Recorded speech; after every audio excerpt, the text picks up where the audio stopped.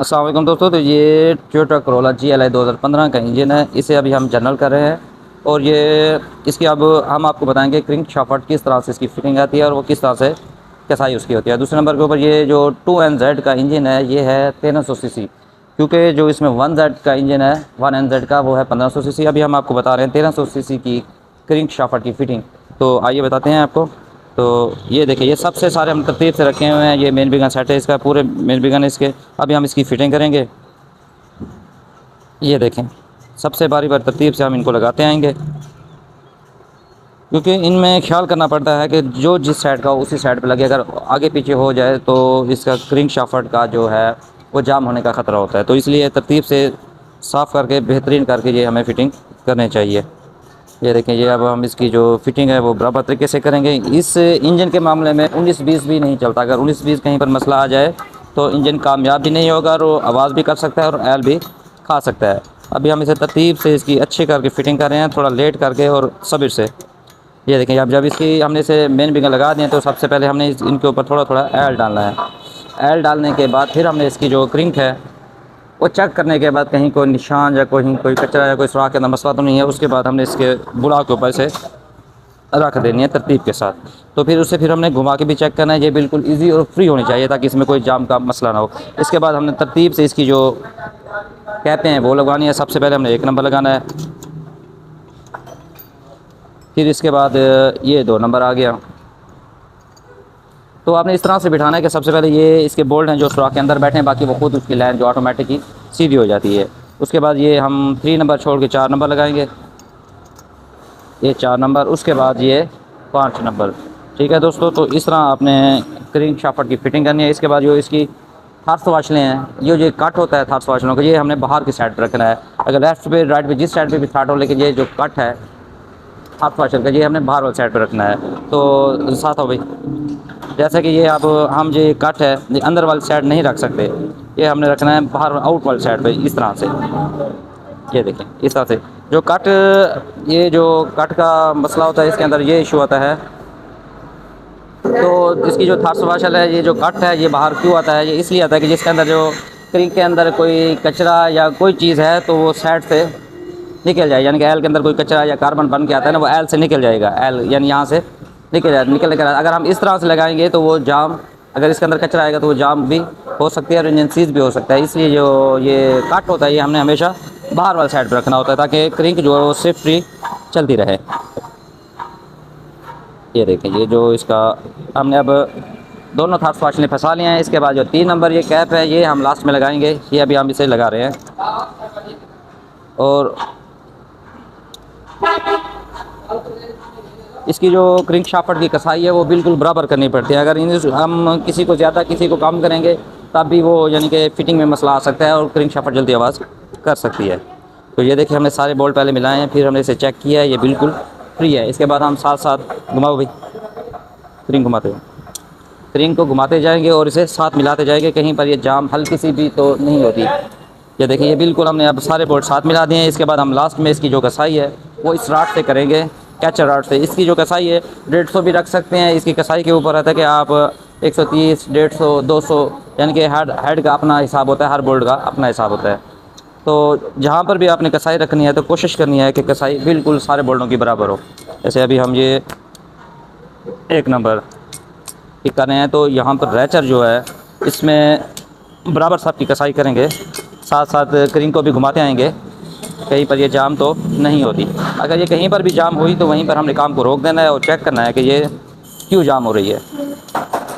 अब ये देखें, सबसे पहले हमने इसकी सफाई की है, अब इसकी क्रिंक शाफ्ट हम एक कर रहे हैं। साथ हो भी, ये देखें, आप यहाँ पर देख सकते हैं इसकी हमने तकरीबन 140, 130 तक इसकी कसाई करनी है या 150 तक, ताकि सारे बोल्ट फिर हमने इसी तरतीब से टाइट करने हैं ताकि कोई बोल्ट ज़्यादा या कम टाइट ना हो। ये इंजन की जो सही तरीके से फिटिंग करने का तरीका है वो यही है। इसमें आप 19-20 भी फिर नहीं कर पाएंगे कि कहीं कोई मसला आ गया या बोल्ट टाइट हुआ है या नहीं हुआ। ये देखिए, ये इसकी कसाई अब तकरीबन मुकम्मल हो चुकी है और ये देखें, ये मुकम्मल अब कसाई हो चुकी है आप क्रिंक के साथ। जब ये फिटिंग हो जाए तो आपने एक बार इसे घुमा के चेक करना है कि ये फ्री है कि नहीं है। ये देखिए फ्री होगी तो घूम के फिर वो अपनी जगह पे आ जाएगी, अगर फ्री नहीं होगी तो वो घूम के अपनी जगह पे नहीं आएगी। ये बिल्कुल नॉर्मल रिंग है।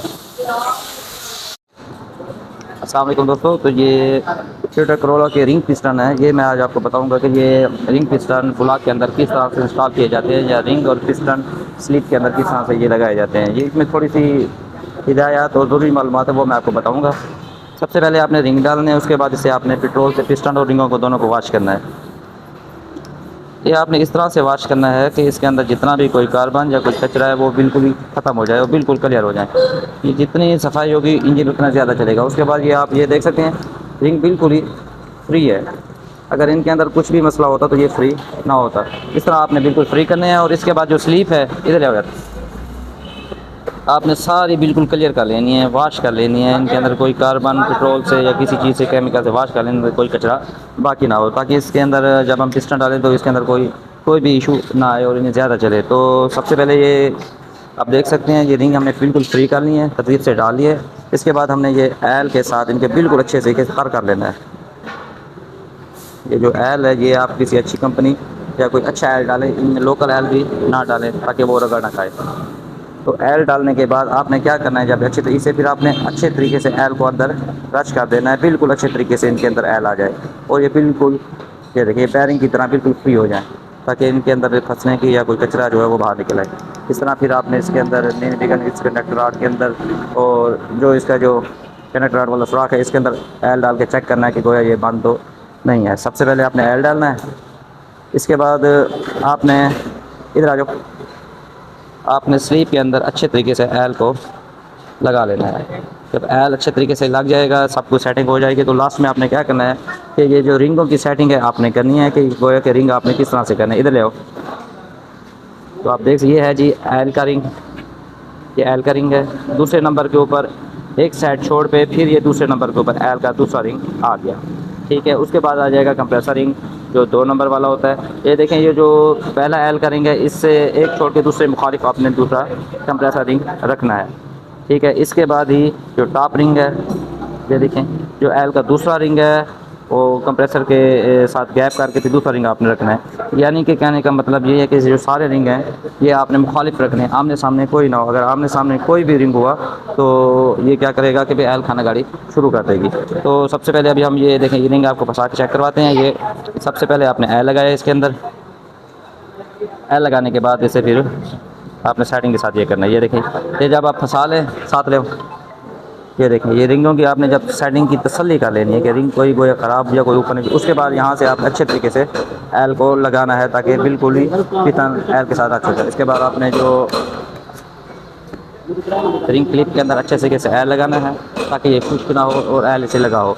और उसके बाद आपने फिर क्या करना है कि सबसे पहले ये देखें ये एल लगा के आपने तरतीब से ये रिंग क्लिप को आराम से सीधा बिठाना है। और सीधा बिठाने के बाद ये जो इसकी एल की है इसे आपने पिस्टन के ऊपर इसे टाइट करना है। और ये भी कोशिश करनी है कि इसके अंदर जो रिंग है वो ना अंदर घूम जाए। अगर वो घूम गया तो थोड़ा सा फिर भी मसला बन सकता है। ये चीज़ को आपको एहतियात करनी है। इसके बाद आपने इसे हाथ से सेटिंग करनी है और इसे लेवल करना है सबसे पहले थोड़ी के साथ। ये देखें, हाँ भाई ठीक है।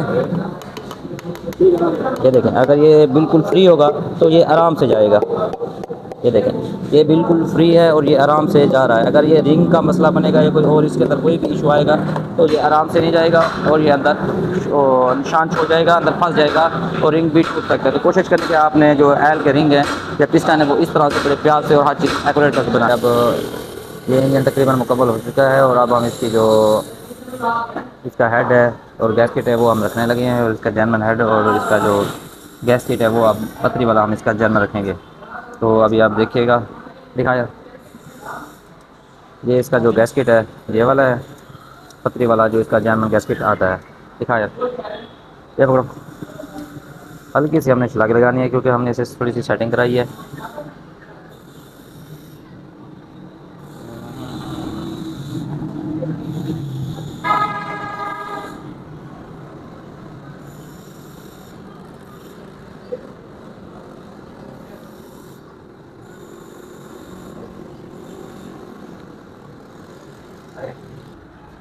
तो ये अब इसका जो गैस किट है ये इसका पतरी वाला जर्मन गैस किट है।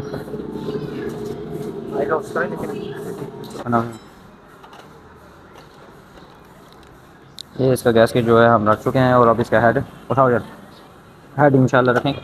ये अब इसकी जो हेड है इसे बड़े एहतियात से रखना पड़ता है। इसकी डावलें होते हैं, ये डावलों के ऊपर बिल्कुल परफेक्ट तरीके से रखना पड़ता है। अब इसके बोर्ड लगाने हमने